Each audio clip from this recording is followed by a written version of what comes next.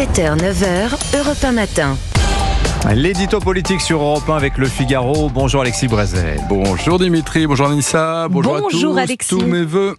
Bonne année. Tous nos vœux également. La France se souvient aujourd'hui, Alexis, de Charlie et des massacres perpétrés il y a 10 ans par les terroristes, les frères Kouachi. Vous voudriez revenir, Alexis, ce matin, sur un discours émouvant, très juste, prononcé à cette époque par un certain Jean-Luc Mélenchon. Eh oui, Dimitri, on a peine à le croire, mais il y a 10 ans, Jean-Luc Mélenchon était Charlie, laïque, anti-islamiste et républicain. Le 11 janvier 2015, comme 4 millions de Français, comme la quasi-totalité de nos responsables politiques, il a défilé contre le fanatisme et pour la liberté d'expression.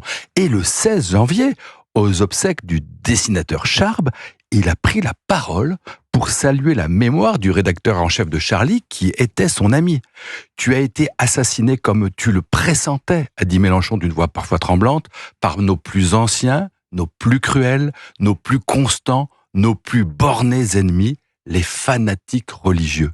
Et l'assistance pleurait. Quand on pense que c'est le même Jean-Luc Mélenchon qui, 2 ans après, ouvrait grand les portes de l'Assemblée à l'indigéniste Danielle Obono, qui, elle, avait affirmé publiquement qu'elle ne pleurait ni Charlie, ni ses caricatures racistes, ce sont ses mots.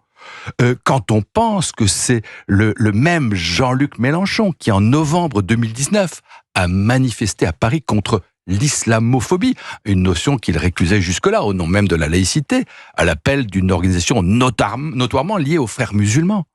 Quand on pense que c'est le même Jean-Luc Mélenchon qui combat désormais l'interdiction de l'abaya dans les établissements scolaires, que depuis le 7 octobre 2023, il a versé, et tous ses amis avec lui, dans un antisionisme débridé et obsessionnel, dont la frontière avec l'antisémitisme est quasiment invisible à l'œil nu. Et quand on voit tout cela, on se dit qu'il y a dans ce retournement total, qui a fait d'un républicain incontestable un islamo-gauchiste patenté, quelque chose de vertigineux. Comment expliquer cette dérive de Jean-Luc Mélenchon, Alexis ? Peut-être, Dimitri, tout simplement par le fait que ce n'est pas une dérive. Un naufrage moral, ça oui, mais pas une dérive politique au sens où on parlerait d'un phénomène involontaire ou incontrôlé. Il faut écouter ce que dit l'ancien député socialiste Julien Drey, qui est sûrement celui qui connaît le mieux et depuis le plus longtemps Jean-Luc Mélenchon, et qui vient de lui consacrer chez Plon un livre passionnant. Il nous dit, mais non, Jean-Luc Mélenchon n'est pas devenu fou. Il agit rationnellement comme le communiste révolutionnaire qu'il n'a jamais cessé d'être et qui est nourri de l'idée que, pour prendre le pouvoir, il faut s'appuyer sur ce qu'on appelle chez les trotskistes le front unique ouvrier.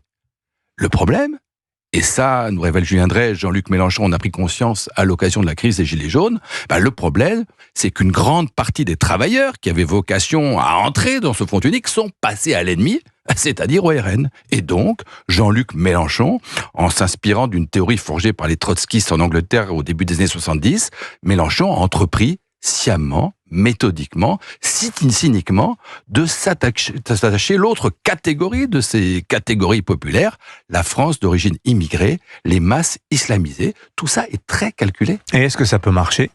Arithmétiquement, c'est pas absurde. Aujourd'hui, cet électorat qui pèse lourd, 10 millions de personnes, nous dit Julien Drey, vote massivement Mélenchon, mais il vote peu. Mais si le leader des Insoumis parvient à le mobiliser, c'est un puissant levier pour atteindre le second tour. Et là, tout devient possible, y compris prendre le pouvoir par le vote ou par le chaos. C'est pour cela que ceux qui, dans le monde médiatique, universitaire ou associatif, affichent leur complaisance envers cette gauche kéfiée, c'est pour cela qu'ils jouent avec le feu.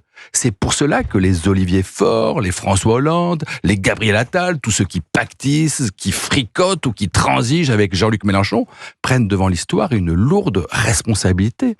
Aujourd'hui, ils pleurent, les victimes de 2015, mais leur lâcheté tue Charlie une 2e fois. L'édito politique sur Europe 1. Merci beaucoup, Alexis Brézet.